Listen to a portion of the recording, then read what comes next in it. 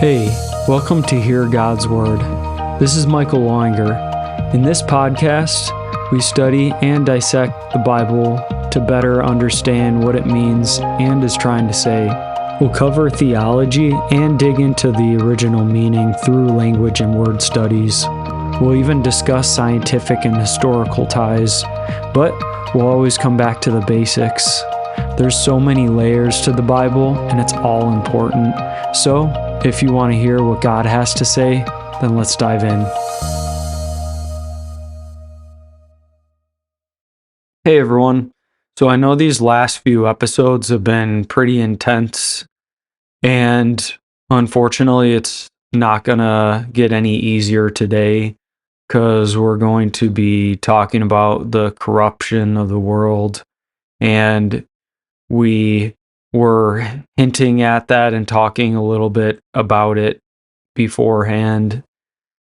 And we left off on talking about how the world had become so evil or wicked that everything was evil all the time, that there was this group of Nephilim, which were an offshoot of human children and children of sons of God, whatever they were. And so it's clear that the world had become evil, and we're going to talk about a little bit what sort of way in which it was becoming evil, even though if you read, like we were talking about in the bonus episode, a little of Enoch, where there was things that are even beyond the scope of what the Bible talks about. When the Bible is telling this story at the beginning of time, it's not telling us all the details. Obviously, we don't have every ounce of the creation story, and we have to fill in a lot of gaps ourselves. But we do get the picture, and we do get the message that God made the world. So here, it's simply trying to paint the picture that there was messed up stuff going on. People had become responsible for doing a lot of evil to the point to where God is on the verge of, as he said, regretting, offended, and he even said he would wipe humankind. I know those are obviously some heavy words, but so is a whole world full of evil. Obviously, we could go into the conversation again about, shouldn't God have known better? If he really was wise enough, he could have avoided making people in the first place or made them differently so that none of this ever would have happened. But I think it's clear that a good kind of humankind is one that he gives the ability to create their own stories like this and to choose their path. And it's clear that it seems like God wanted to have a story with the people and yet wanted to have them follow his ways and still have the good things of life. And who knows what kind of amazing things we could be onto if we'd been living 6,000 plus years in paradise as opposed to all of this lifetime on earth, essentially living in a fallen, corrupted state. So with everything in about as corrupt of a state as you could possibly get, literally everything evil all the time, it interrupts the sentence with a but in Genesis 6:8. It says, "But Noah found favor in the sight of the Lord." And when it says in the sight of the Lord, literally it says in the eyes of Yahweh. So Yahweh is looking with his eyes and he sees that Noah is different from everyone else. And it doesn't say exactly at this second what's different about him, but there's definitely something different. So, one other thing I wanted to point out again is that the word favor means grace. So, God was having active grace and showing love and kindness to this guy, Noah, whereas the whole world was out of grace with God, we could assume. And with that, why exactly is Noah so different? What is favorable about him compared to what's unfavorable about everyone else? So let's start reading in verse 9. It says, "This is the account of Noah. Noah was a godly man. He was blameless among his contemporaries. He walked with God. Noah had 3 sons, Shem, Ham, and Japheth. The earth was ruined in the sight of God. The earth was filled with violence. God saw the earth, and indeed it was ruined, for all living creatures on the earth were sinful." Oh. God said to Noah, "I've decided that all living creatures must die, for the earth is filled with violence because of them. Now I'm about to destroy them and the earth." Do you feel the weight of that? Growing up and hearing the Noah story, you hear what we're going to learn in future week. The whole world was flooded by God because, you know, that part skipped. Noah, he had all these animals on the ark and they all survived. And, then there was a rainbow at the end. But just sit in this for a second because, in one sense, obviously, things are not exactly the same as they were back then. At least when I look around me, I am concerned because I see a lot of evil every direction I turn. There's something bad going on, whether that's in very small ways or in horribly sick and evil ways. But nonetheless, all of that is still evil, and added up evil across the whole world is not a good thing. And so God obviously either has to step in and do something about it or let the entire world become corrupt. It said that it was violent. What if Noah, who was the only last person standing, was killed? Or, like we talked about in the last episode, where we were speculating about the possibility that Noah was the last one standing who was a purebred of human race, whereas everyone else had basically corrupted Nephilim or giant or sons of God DNA in them. The stakes were a lot higher than I think we think they were.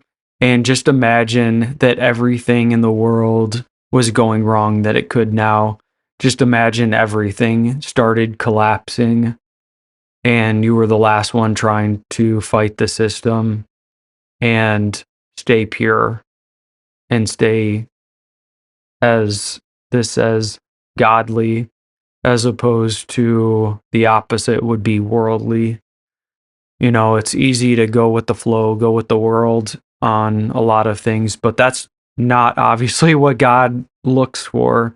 God was looking for someone who wasn't going to be naturally worldly. And so many times we try to base our goals on how we can take advantage of the world system to the highest degree so we can succeed and further ourselves. Someone who is in marketing, oh, we know that human nature is that if we use these tactics it will cause more people to buy our products. Even if we cause people to get addicted to our product, which might not truly help them, at least we're making money off of it. So that obviously is our goal and our benefit as well. So we're going to go ahead and do that, small little pushes of evil here and there, or obviously taking some extreme examples.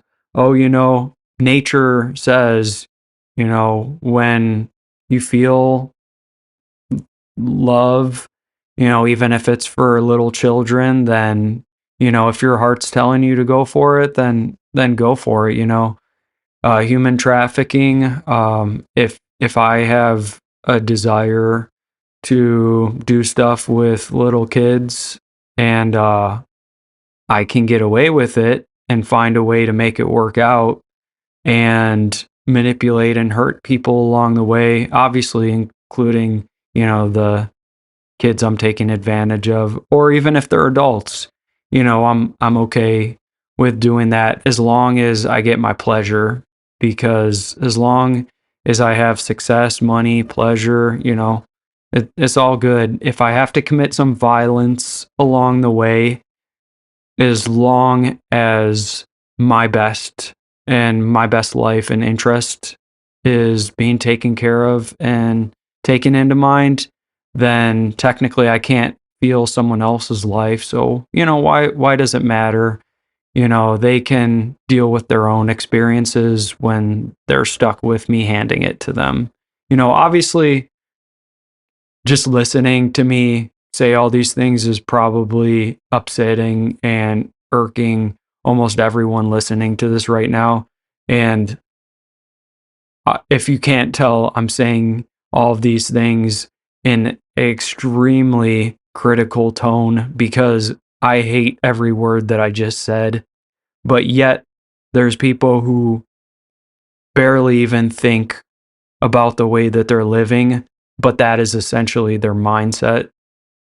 And even the small little things like, oh, yeah, I know that obviously this world, had to have gotten here somehow.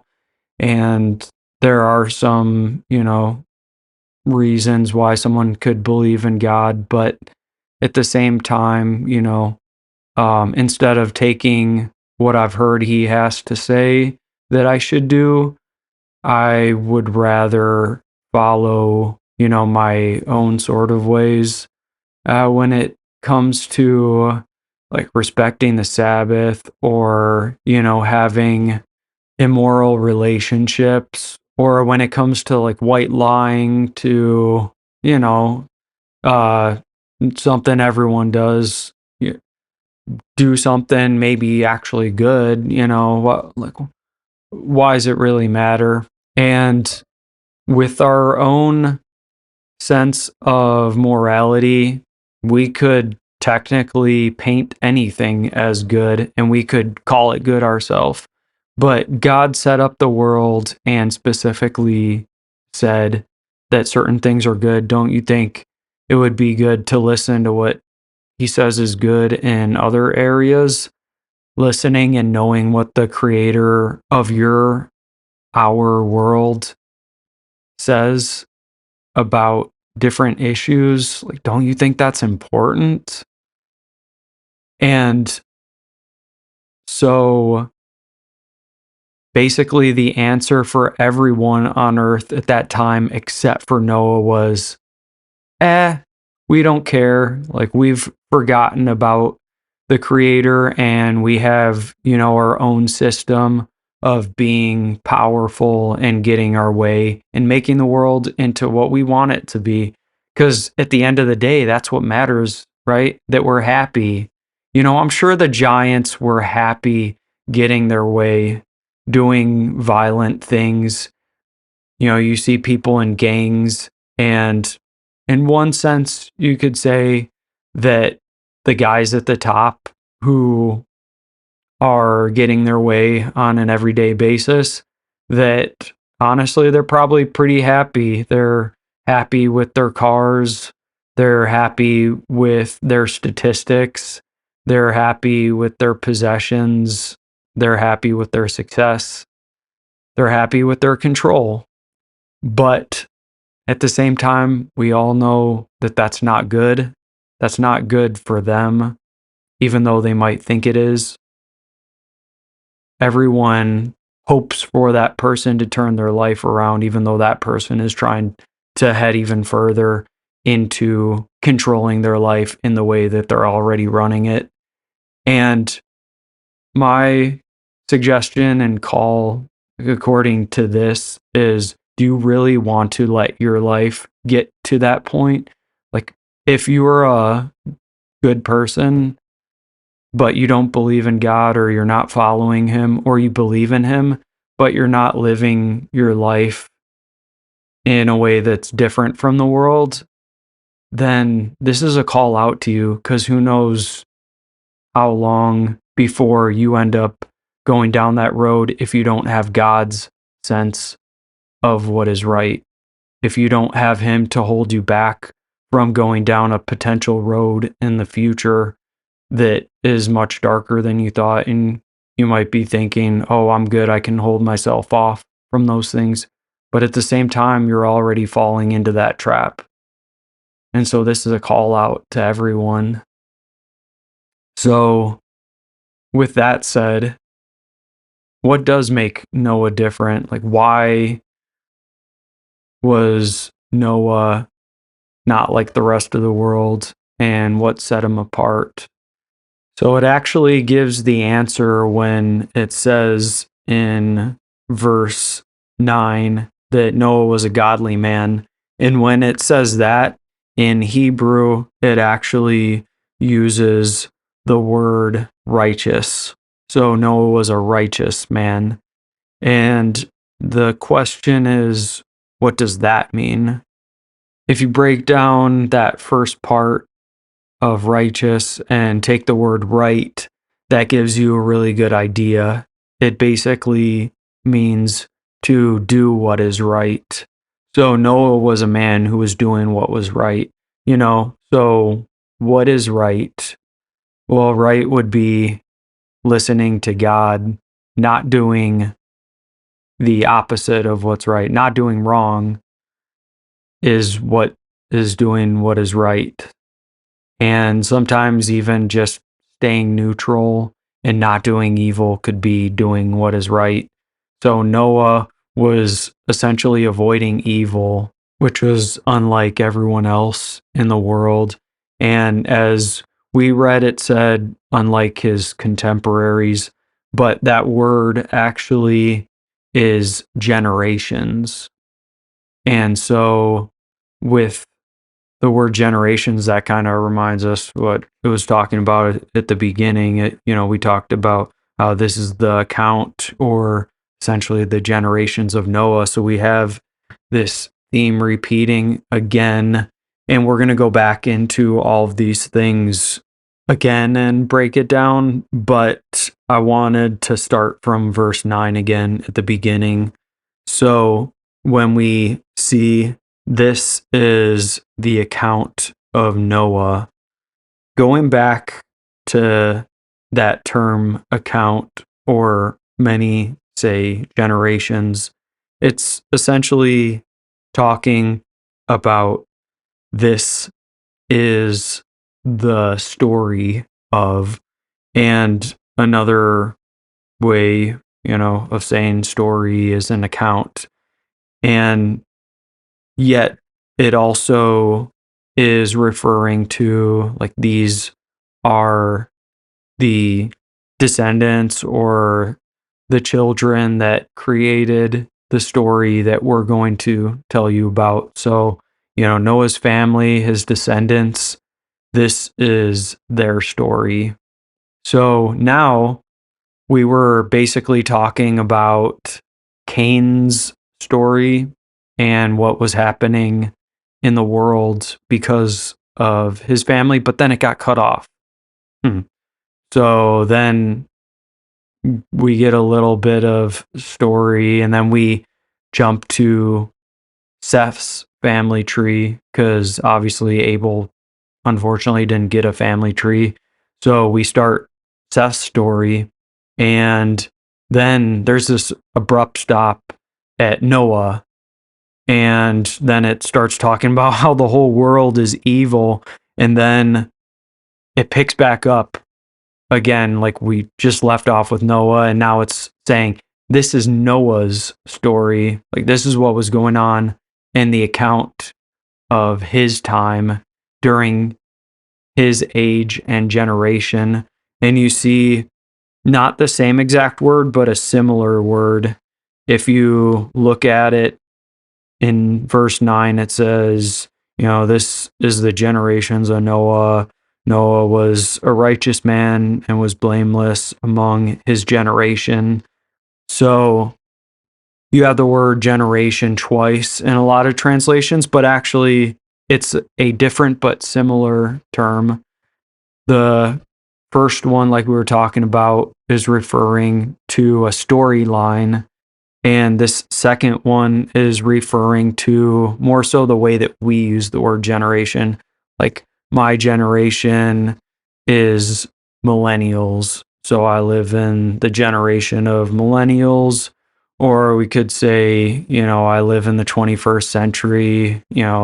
This generation during the 21st century is one of, great technology, and there's a lot of booming going on during my generation and age. And so who knows what things are going to be like in the next generation. So we can talk about it in that sense. And so it's saying during Noah's age and generation, when he was alive and living, like, this is the story of it. He was a righteous man during it.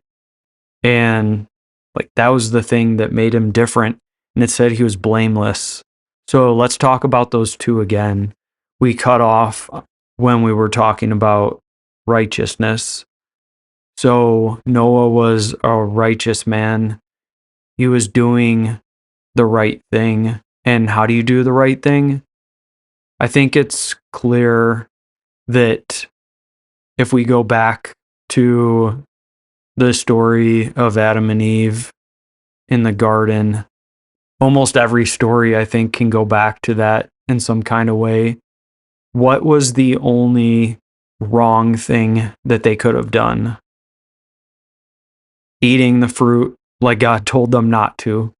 So obviously they could have found a different way to do wrong, and they could have killed each other and beat Cain to it. But even God told Cain, hey, don't do this. So it's not like God didn't tell him and give him his own set of instructions. So basically, when we don't follow the instructions that God's laid out, then we're doing wrong. And wrong is the opposite of doing right. And wrong in the Bible is a popular word that we call sin. When Cain didn't listen to God, it said that he sinned. God warned him the verse before that sin was crouching at his door, and he didn't listen. So not listening to God on whatever he has to say is the worst possible thing we can do. And we might not think it's a big deal right now, but I'm sure Cain didn't think he was going to be a murderer, even several days before. But after he did, oh man, that just set the world on a scary path. And look where it ended up. The whole world was messed up. How do you even get to that point? Right here, people don't care about being righteous. One thing that I will say is that I think we highly undervalue righteousness in our culture. Like, I don't care who you are, whether you're an atheist or an agnostic or a Muslim or a Buddhist or any religion. under the sun, whether you're a Satanist. I believe that everyone deep in their heart wants things to be right. Because let's say you run a company, how do you want your employees to do things? You want them to do it the right way, right? Obviously, God making the world, he wanted things to be done the right way. And there are right ways to do things. Of course, there's so much freedom within that. We have so much freedom. There's very few things God does ask us to do. And sometimes those are things that go against what we want to do, what seems good to us. Oh, the fruit, it looks naturally good. Why would God not want me to? Oh, I feel this way about myself. Why wouldn't God want me to be this way or act this way or do this stuff?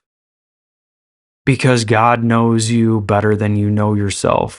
He knows the world he created better than you'll ever figure it out. And so it's easy to say all these things, but Noah was a man who was actually doing it and living it. He was listening to God. He cared about what God had to say. So many times, I even see people who are believers of God not even care about what God has to say about stuff. What kind of follower of God is that? And of course, I even myself get wrapped up in the stuff I want to do, and I don't end up listening to God. Like, listening to God is the key.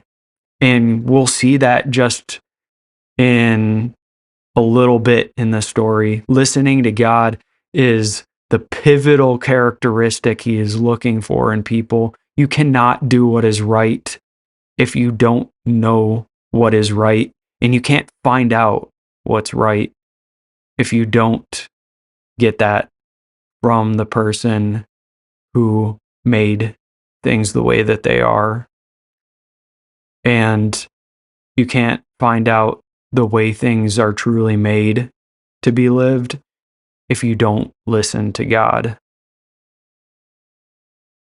And I think it all comes down to things that simple. Like, that's what God's looking for in people.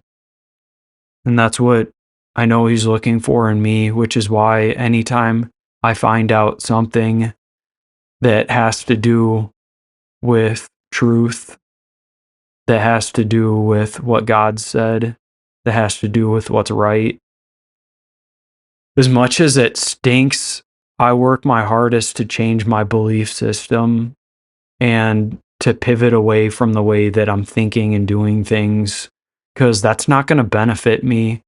Like, if I make exceptions, who knows which exceptions are going to be the ruin of me or someone else that I love, or even a stranger, and hurting the people that they love down the road. Because obviously, it didn't happen just with one person overnight. It happened with generation after generation. And so when we don't listen to God's voice inside of us or his word, then we put ourselves in a whole world of danger, darkness, and that all leads to evil. And evil is the opposite of what we all want. None of us want none of us want problems and troubles and disaster, but those are actually synonyms of the word evil in Hebrew. I think that you can see, like, even if you came into this podcast not believing in the one true God, Yahweh, and in the rest of the book, which leads to Jesus Christ, who is God come in the flesh. I think that anyone today, like, by listening to these things, could say, yeah, you know what, it's true. I want to be a righteous person, like, if I'm honest and do what's right. Like, it's become super unpopular in our culture and many cultures. A lot of people like to use the word self-righteous, or, oh, this self-righteous guy over here, he thinks he's so good and he knows better than everyone else. No, it's the exact opposite. Sometimes there really are people who are fakers and who are doing things in arrogant fashions and who don't even know what they're doing, and they are doing stupid and evil stuff and they're calling it good. But there are people who are trying to do what's right, and when they try to do it, maybe you've been the person calling them stupid or self-righteous when all they were trying to do themselves was follow God and be righteous. Like, what's wrong with that? And so I want to call the bluff on our generation for making such a unfortunate twist of what the word righteous means and what it implies, and persecuting and attacking people for trying to be that way is everything as humans that we, in God's image, that we should be trying to stand against. It actually defeats the whole purpose of making this world a better place. And sometimes we need to be corrected and told what's right. If someone is trying to do that, then at least listen to them at the very least. And if they're right after you do examine, then change your ways. And maybe you're trying to be righteous, but you're being choked out by other people and made to feel ostracized. I know that there's been many times where I've been afraid to be myself, do what I know is right, because it's not cool, it's unpopular, and it's even going to get me in trouble. Like, why in the world will we have a world like that? Because our world is evil and it doesn't listen to God. And many times, people who don't listen to God actually think they're doing things right, and they end up harming the world, even though it seems like the world is being made better and more powerful and more efficient. Like, I'm sure that there, even though there was violence back in the time of Noah, I'm sure that they had great efficient systems that were in place back then. I'm sure they were very powerful and successful people, like we were talking about earlier. And so it's really a call right now, I think, to everyone in our world, no matter what you believe. Turn to the God who made the world and seek out what is right. Like, that's why I'm so thankful that you're spending time listening to this, no matter who you are. And I know that God is smiling down on you right now for even listening to this.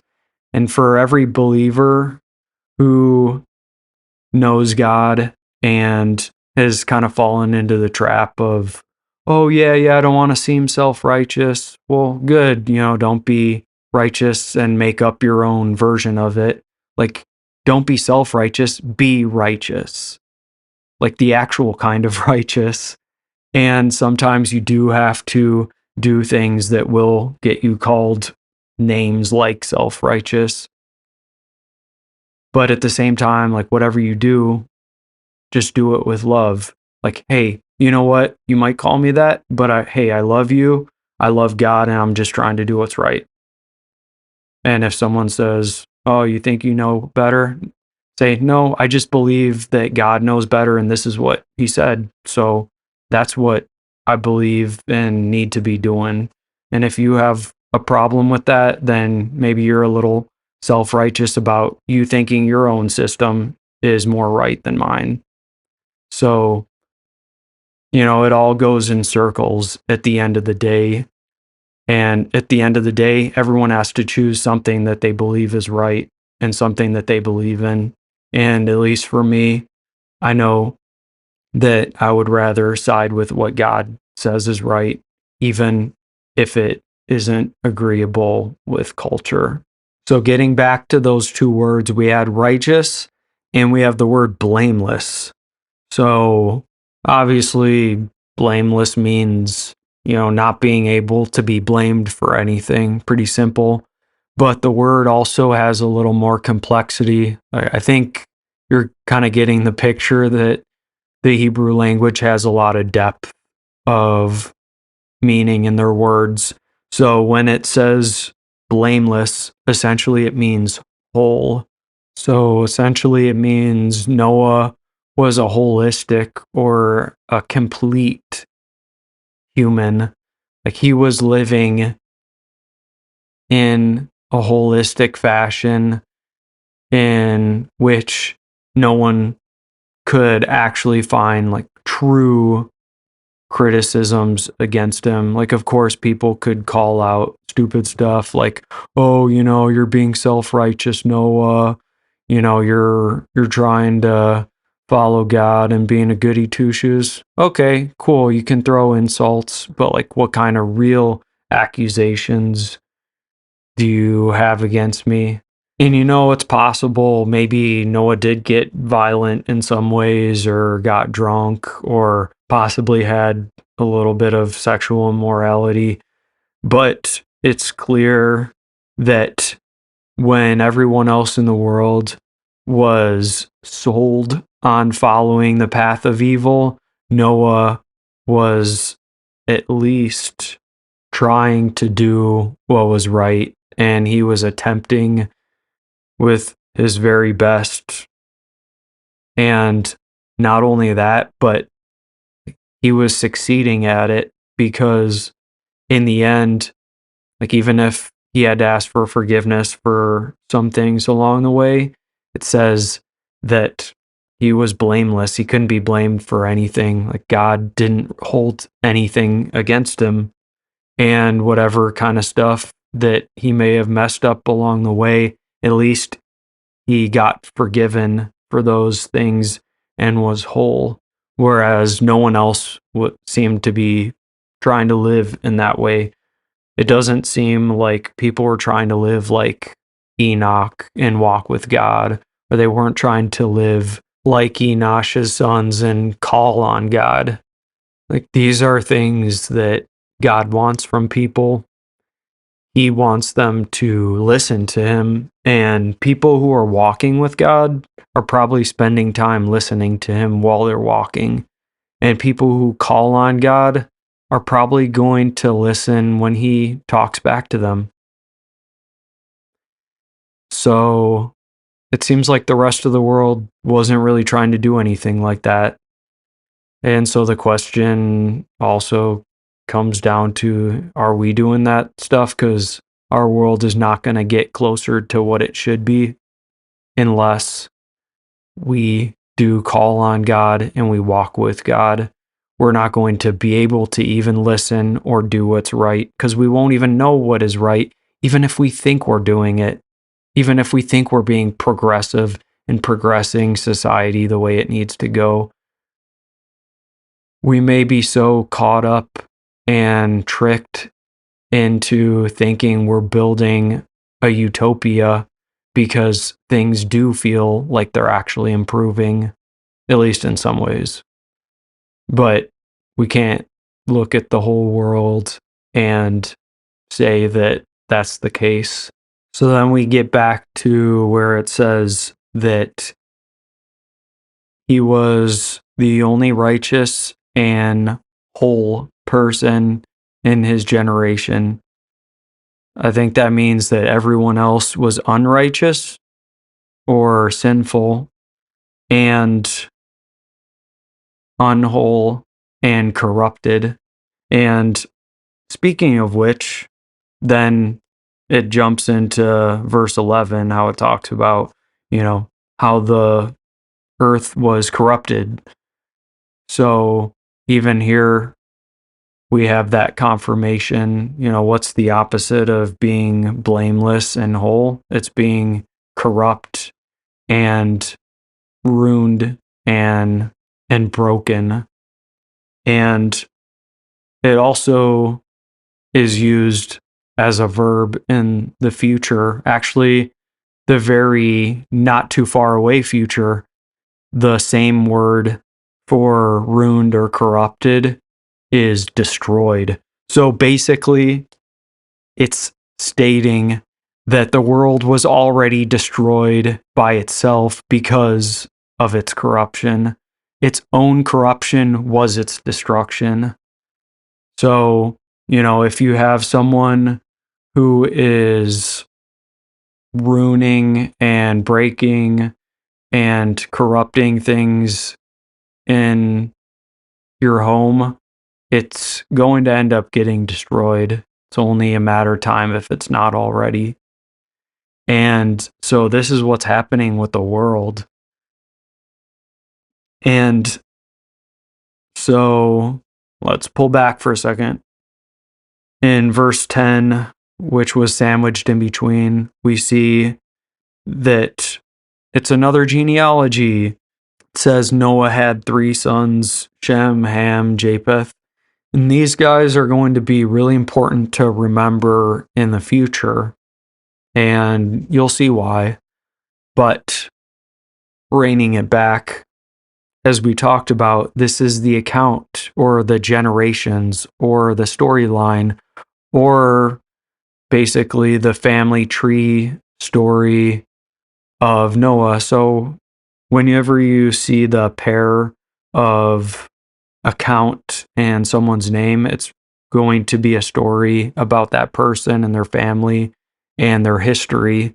So if you're going to tell history, you're obviously going to have to introduce people. And the way that the Hebrew scriptures introduce people is starting you off with a genealogy, because hopefully you remember them. And even though that might not catch our attention, let it start catching your attention, because if you notice that, then you might remember their name later, and then you'll actually have a link and a tie back to when you read about that person again. Oh yeah, they were introduced back in Genesis. Wow, they were relatives of so-and-so that I remember reading about in Genesis. Like that's cool. So they came from that line, and that means that, oh, even this person in the middle, they were also a relative or one of the ancestors of this person now that I'm reading about. Wow. So let me give a quick example. Me and my wife have been going through Matthew and studying that, and we started off with the genealogy at the very beginning of the book. And so it was talking about Abraham starting off. I'm like, oh, okay, like, wow, we're starting a new book and it's already jumping back to Abraham. But then it follows through, and I'm finding people like a prostitute that I didn't expect to be in the family tree of Abraham down the line. This woman, she ends up saving some Israelites, and then they end up conquering the city that she lived in, but she ended up having children, and then her child ended up becoming married to this other story of this other woman named Ruth, who has her own book of the Bible, but she wasn't even a Jew either, but she gets weaved into the story. And I'm like, whoa, cool. I didn't even know this was part of the genealogy. But then, you get all the way up to King David, and you're like, dang, he's in this family tree too. And then you have his son Solomon, who also came from that infamous story of David committing adultery with Bathsheba. And then all of a sudden, you get several generations down the line, and you find out the whole genealogy is about Jesus. And then Jesus's father, Joseph, actually had a dad named Jacob, but then that actually is the same name as Joseph in Genesis's father's name, Jacob. So you see all these crazy things, and then Joseph, Jesus' dad, it also calls him a son of David, which he is a son of Jacob. So, like, how do you get this? And that's why genealogies are so important, because even though Joseph, Jesus's dad, had a father named Jacob, it links him back to David, who was part of his ancestry. So he still can be a son of David. And just think about it. Just like we were talking about with my friend Chuck last week, his last name's Hansen. And basically, the last name means son of Han. So somewhere along the way, basically, his last name is saying who he's a son of. Like, he's not just a son of his dad. He goes all the way back to his father being Han, whoever Han was, who gave him the family name that he has. Like, that's part of his genealogy, even though we might not care as much about ours. People at the same time love going back and searching for their ancestry. And let me tell you now, coming back to Genesis 6, that you are going to want to know these three sons, because there's a huge, huge genealogy that's going to come pretty soon again. And I think it'll be clear why. And so that's something important to take. And with that, we go back into how God saw that the world was ruined or corrupted or basically destroyed. It had already destroyed itself. And he was even talking about wiping it out several verses back.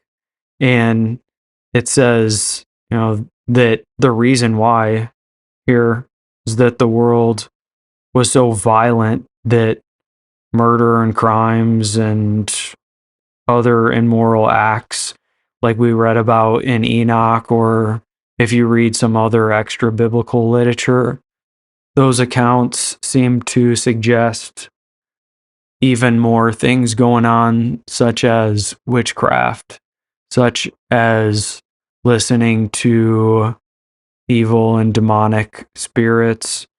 And there's not much of a need to say that there was sexual immorality going on as well at this time.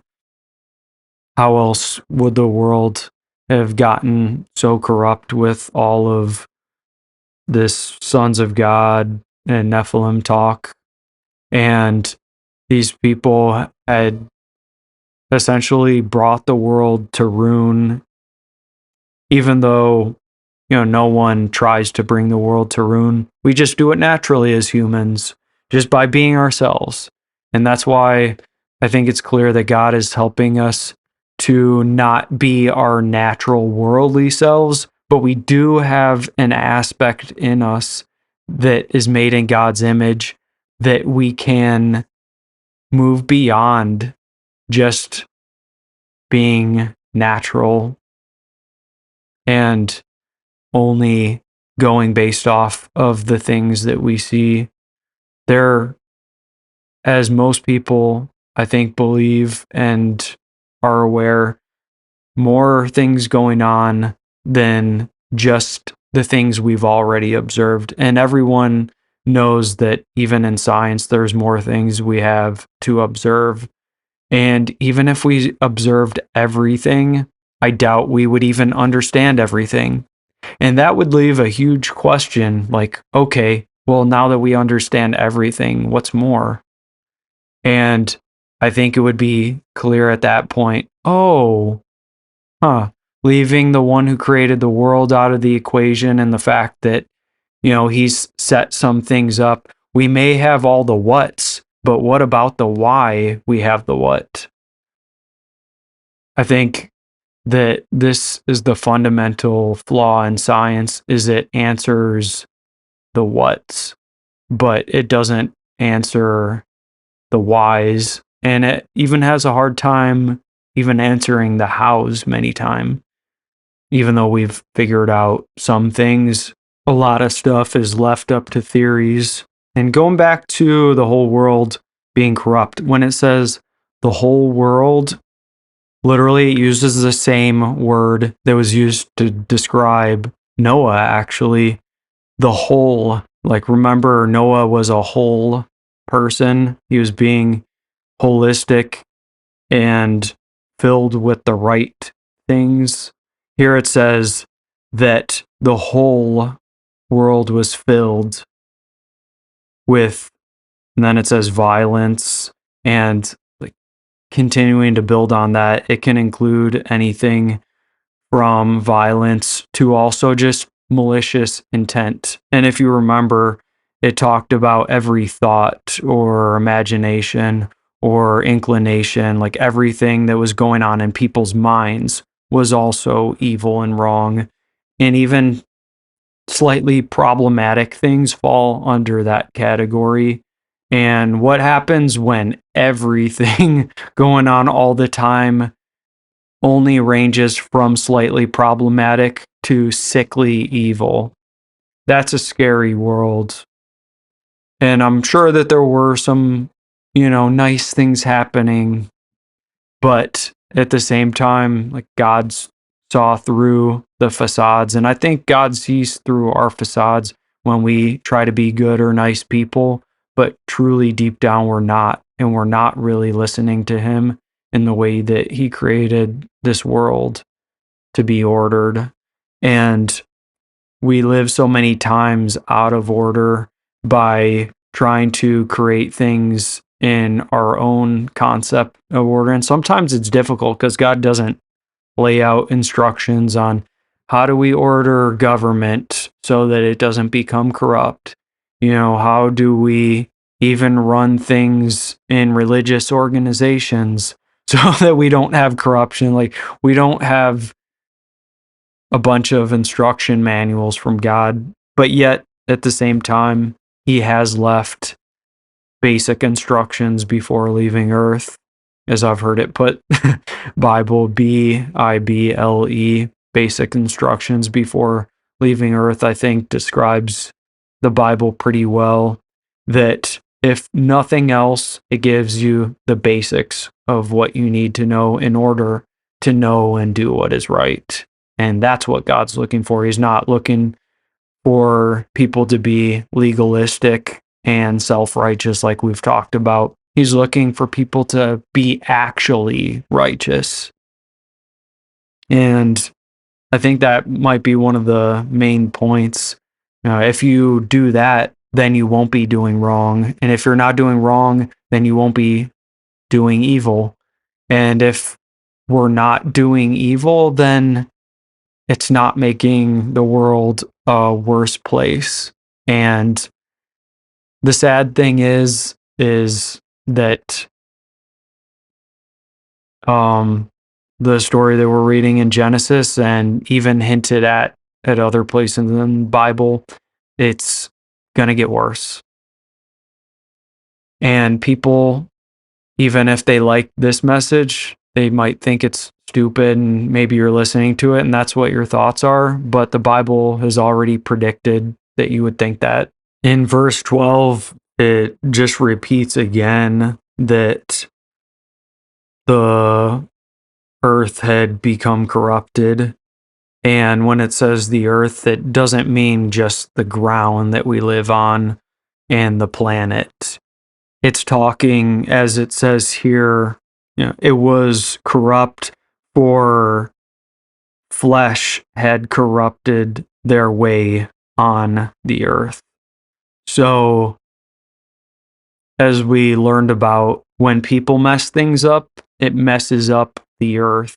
When greedy people are just doing business, they might not be thinking about the earth and the effects.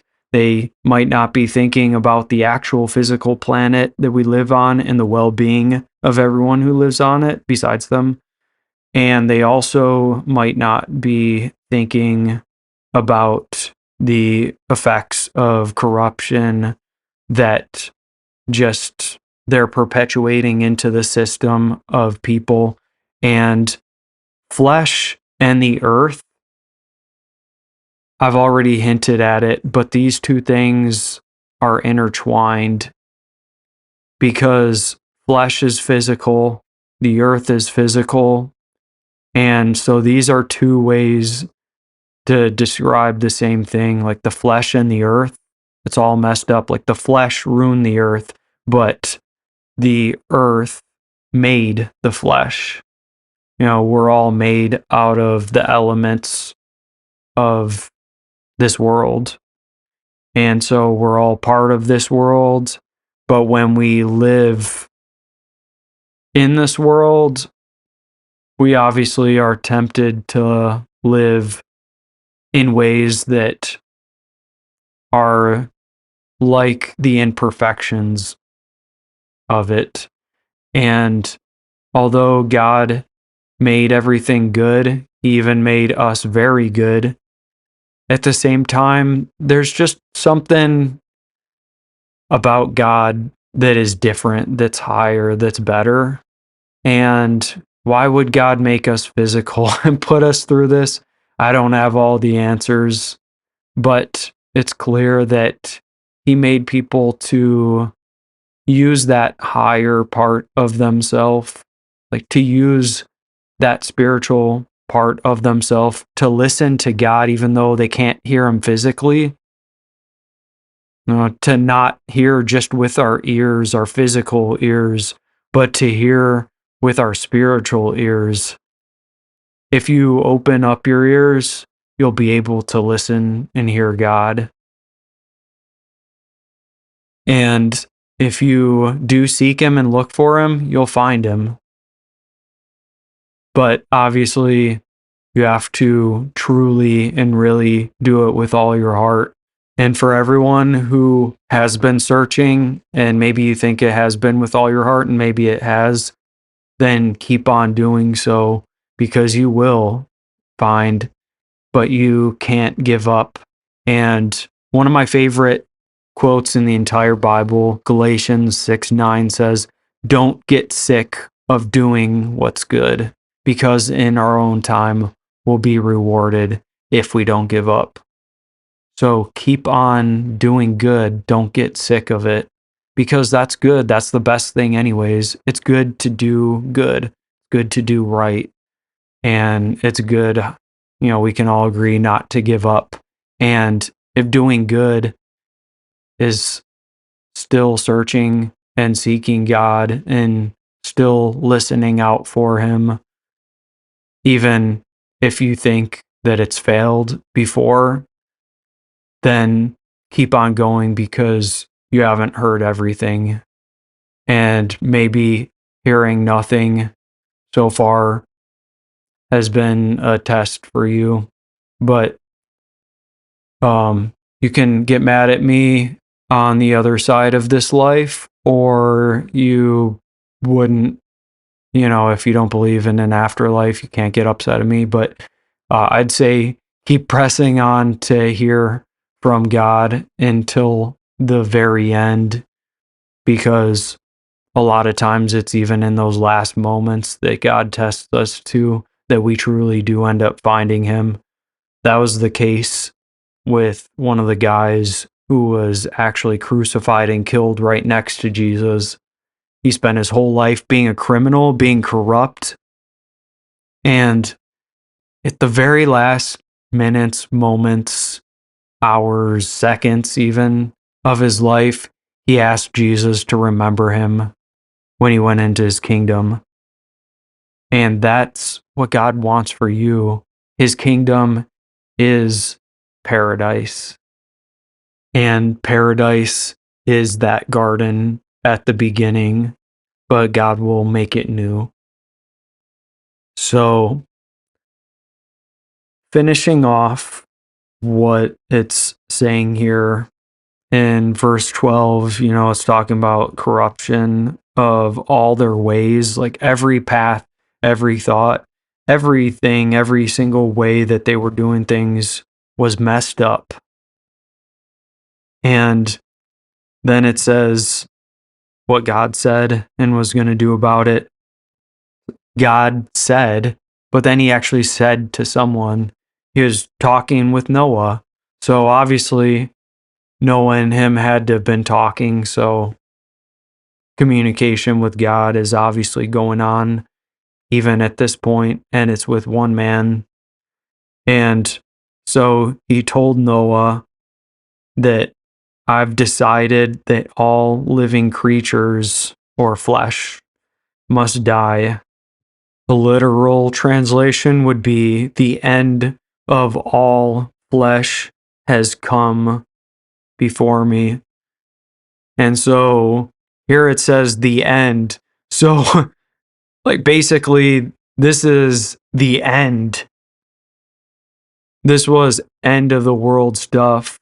This was essentially almost end times level things that were about to happen. All people were going to be destroyed. That's end of the world activity going on. And so that's also helpful to remember in the future of the Bible, because anytime it's talking about end time stuff, you could link it back and make comparisons to this and what times were like. And, we talk all the time in circles about the end of the world. And I'm sure that something I've said so far and something that scripture says has resonated with you about what's going on in our world and the direction that we're going and the way of corruption that we're headed, as this says. And so this is the end, because it says the reason why. The reason that flesh is coming to an end is because the whole earth is filled with this violence and all of this wrong, which is another definition of the word. They're doing damage and they're doing wrong to each other, to the world. Then it ends by saying in this verse, I'm going to destroy them and the earth. And so it's clear that people were doing some super immoral stuff. And some translations, instead of saying flesh, say creatures, but don't take that too far. Some people have said that maybe it's because people were breeding with animals and having unnatural and immoral sexual relations. And that's a possibility because, like we were talking about with the whole Nephilim and all of the weird stuff that was going on back at that time, who knows if there were some weird, crazy hybrids and sexual and moral stuff that was going on. That is left up for speculation. But one thing that is clear is that when it says flesh, it means all the living things. So that's going to include people and animals. But also think about when the humans messed up in the garden, what was one of the things that was punished as a consequence? Actually, one of them was the earth. The earth technically didn't do anything wrong. It was just created by God, sitting there helping the people out. And because people screwed up, the ground was cursed. So if you think about that, that's another reason and tie, like we talked about even back when we talked on this topic, why the earth and the flesh are so closely linked together. And so that's where we're going to end off again. And there's so many downer points at the beginning of the story. Honestly, we had a lot of happy stuff going on creation, the first 2 chapters, it was all great and like extra great. But then, as soon as the story of people started in chapter 3, like we've been all downhill from here. Like literally, this is the lowest point that the story has been at. Literally, it was so bad, God is about to destroy it and wipe all of it away. And one last thing when it comes to the term destroy, it's kind of ironic, like we were talking about. Basically, the same word for corrupt, a different form of the word is used to mean that God is destroying it. So he's basically taking what they've already done and he's just going to help them finish the project and escalate it to completion and end it. Because the corruption has gone too far, so he's going to give them a taste of their own medicine. The ultimate corruption of the world, basically destroying it all. And so, isn't that bad of God? And in one sense, yeah, it is bad. The fact that God destroyed the world, it does say something about him, but at the same time, the story is trying to point at the fact that people are the ones that are responsible for the world being destroyed. And we always like to point fingers and blame God.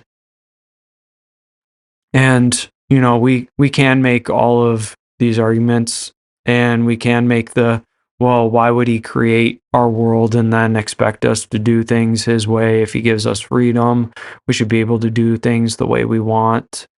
And, why would he make things like knowing how bad they're going to be? And why would he do that? Why can't he just step in and, tell everybody that he loves them and you guys should change? And honestly, I wouldn't be surprised if God was trying to speak to people, but they weren't listening. And what's different nowadays? Honestly, I would say not too much. So although we've left off at a tough point, actually, I have really good news that the story is about to take at least part of a positive turn, because we are talking about Noah's story, right? And he is a righteous man. So we're going to finally talk about everyone's favorite children's story, Noah and the Ark. So that's going to be starting next episode. Hey, I'm so glad you guys could join for today's podcast. I hope things clicked for you and that you're able to better understand God's word. Jesus said, "Whoever has ears to hear, let them hear." So keep on listening to what God has to say, and I'll see you guys next time. God bless.